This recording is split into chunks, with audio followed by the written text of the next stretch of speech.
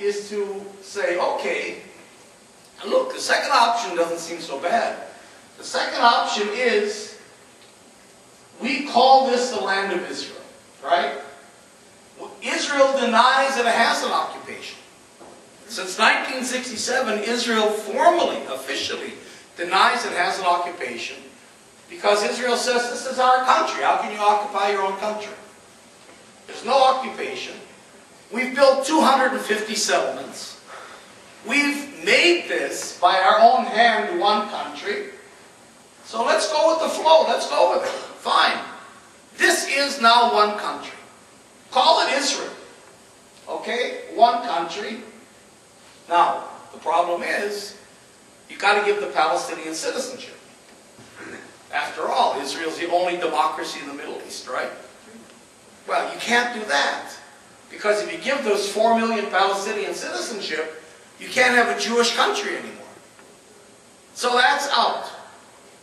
So wait a minute, we can't throw them out, we can't incorporate them, we integrate the Palestinians, and we won't, there's another simple solution, the two-state solution.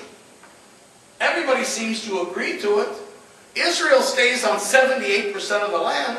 What's wrong with that? We can't do that because that's too much land. This is our country. We're not going to give the Palestinians language again. We don't use the word West Bank in Israel. What's the West Bank? It's Judea and Samaria. We use the biblical language. Well, and Judea and Samaria is the heart of the land of Israel. This is where all the biblical events took place. So we're not going to give our enemies, the Palestinians, a state, a viable state, in the belly of our country, in the most valuable part of it. So in a sense, Israel has eliminated all the options. But still, we want to get past the occupation to this regional role. So what do? The answer is exactly the same answer that South Africa had. And that is apartheid. South Africa had the same problem. How do we create a white democracy in a country that has a black majority? You create Bantustans. Or recall, I'm saying this because a lot of young people don't remember Bantustans. South Africa created, in the apartheid days, 10 Bantustans, they called them. Bantu was like black Africans, Bantus. They even called them a nicer name. They called them homelands. Because after all, who could oppose creating 10 homelands for black Africans? I mean, what could be more liberal than that? So they created 10 homelands, 10 Bantustans in South Africa, on 11% of the land of South Africa. In other words, like 1% of land for each country. And then they said, okay, now there are 10 black countries. They shoved the black Africans into the Bantustans, and now they're off our hands. Now 89% of South Africa can be a white democracy. It's exactly the same equation. How do you create, and this is the word we use in Israel, a Jewish democracy? We call ourselves a Jewish democracy. So you go figure out what that means. How do you create a Jewish democracy with a Palestinian majority of the country? You create a Palestinian Bantustan on 15% of the land. Right? And truncated into what we call cantons. This is Sharon's plan of cantonization. A canton in the north of the West Bank, a canton in the center, a canton in the south, and Gaza. And then you're off the hook. So Israel expands to 85% of the country. Now we have a Jewish democracy on 85% of the country. The Palestinians have their state. You want a two-state solution?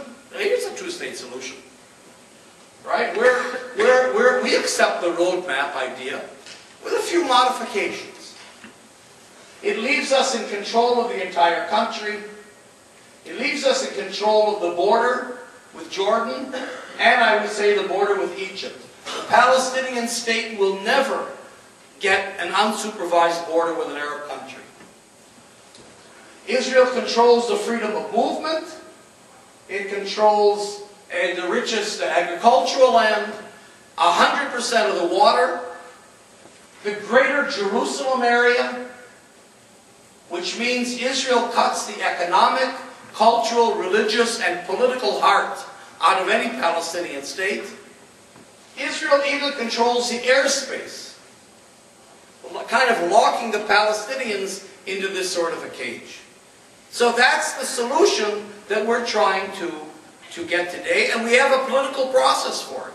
It's called, and we forget about it, partly because everybody laughed it off, it's called the Annapolis process.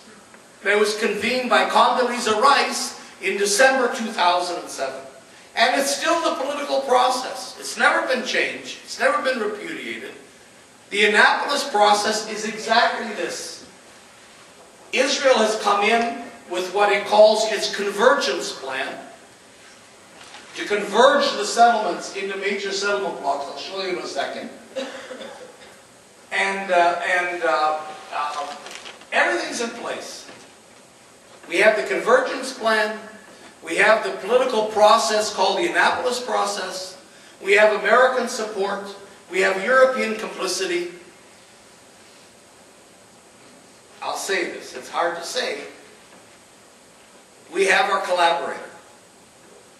You know, South Africa could not have established the Bantustans without finding some local guy that says, yeah, I'll be the president of CISCAI.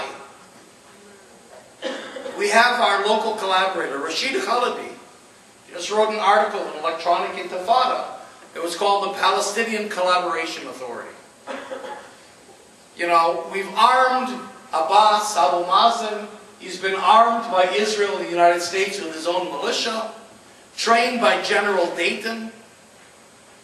And one reason why there was no even demonstration of support for the Palestinians in Gaza over the invasion was because the Palestinian Authority didn't allow it.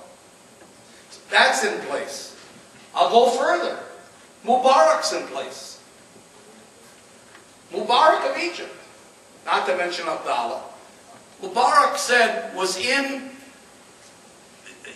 during the invasion of Gaza, Mubarak said to the European foreign ministers, Israel cannot leave Gaza without defeating Hamas. Everything's in place for this. Israel really thinks that this is doable. The only obstacle was Hamas and the Palestinian people, especially in Gaza. And that explains, that's the only explanation you have for the ferocity of the Israeli invasion of Gaza. It's not explained by the rockets. And of course, we know the context of that as well. We know that Israel repeatedly violated the ceasefire. We know that Israel's imposed, with the United States and the international community, a siege on Gaza. I sailed in with the first boat that went from Cyprus into Gaza to break the siege of Gaza. There's a siege on the background of a 41-year-old occupation. I mean, there's a context to what's happening. You can't explain the ferocious Israeli assault on Gaza, the destruction of $2 billion of infrastructure. When I was in Gaza last August, Gaza was a wreck. You know, Gaza is a thin crust of land on a lake of sewage. Israel's destroyed the sewage system years ago. You know, there were floods a couple of years ago, if you remember, where people drowned in sewage in Gaza. The sea is sewage that the Palestinians fish out of. The airport was destroyed. The seaport was destroyed. When we came into Gaza at the end of August, 40,000 people came out to greet us. We were the first foreign boats to sail into Gaza. Gaza is a port on the Mediterranean Sea. This isn't some island in the South Pacific somewhere. We were the first foreign boats to come into Gaza in 40 years. That shows how isolated the people of Gaza were. When I was there, for those days,